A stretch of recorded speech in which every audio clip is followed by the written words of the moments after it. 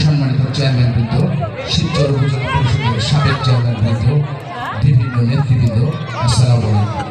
আপনারা সকলে জানেন আগামী 12ই ফেব্রুয়ারি জাতীয় সংসদ নির্বাচন। এই নির্বাচন একটি গুরুত্বপূর্ণ নির্বাচন। আমরা ইতিমধ্যেই লক্ষ্য করেছি এই নির্বাচনে বিভিন্ন দল অংশগ্রহণ করল।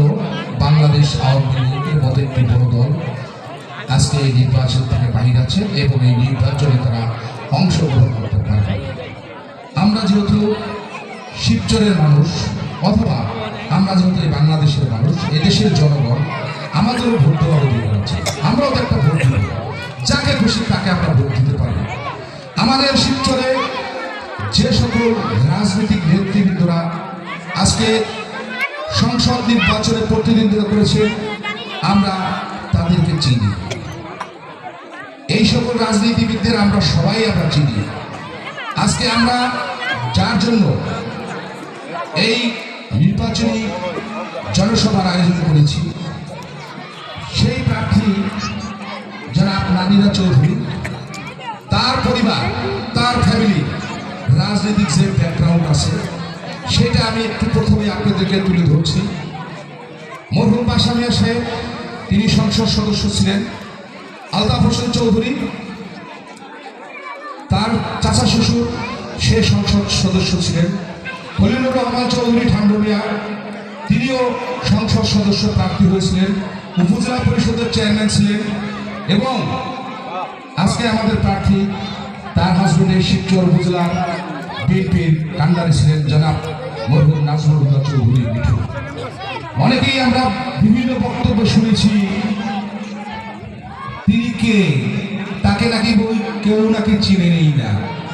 মিঠু চৌধুরীর ওয়াইফ, তার যদি এ দেশে কেউ না চেনে, মানুষের যদি জমি থাকে সেখানে কিন্তু প্রথমে কি পর্চা থাকে, সিএস পর্চা, আরএস পর্চা, এসএ পর্চা, বিআরএস পর্চা।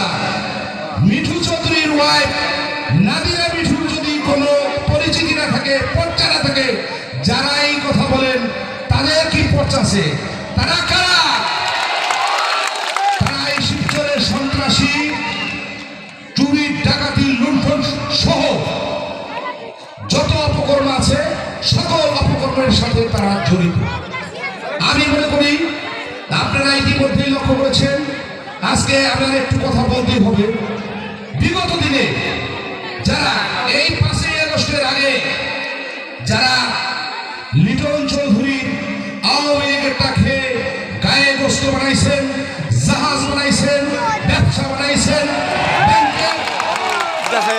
ব্যাংকের কেরানি হইতে এসে পৌরসভার মেয়র নির্বাচিত হয়েছেন, উপজেলার চেয়ারম্যান নির্বাচিত হয়েছেন, আওয়ামী লীগের সভাপতি নির্বাচিত হয়েছেন। আপনাদের আরএস পর্চা কোথায়? সেই পর্চা শিবচরবাসী জানতে চায়। সেই পর্চা শিবচরবাসী জানতে চায়। আপনাদের কি পর্চা আছে সেই পর্চা শিবচরবাসী দেখতে চায়।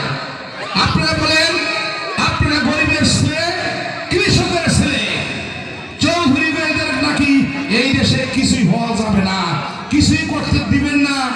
যে কৃষকের ছেলে সে কি প্যারাডো গাড়ি চালাইতে পারে? সে চলবে ভ্যানে। যে কৃষকের ছেলে সে কি একটা ব্লেজার পড়তে পারে? পারে না। তাইলে সে কৃষকের ছেলে কিভাবে হইল? সে কৃষকের ছেলে কিভাবে হয়?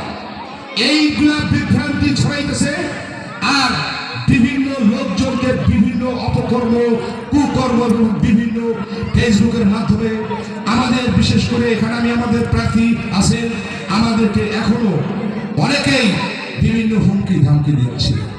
আপনারা ইতিমধ্যে দেখেছেন ফেসবুকে লেখালেখি হচ্ছে আমার নাকি কি হয়েছে, আমি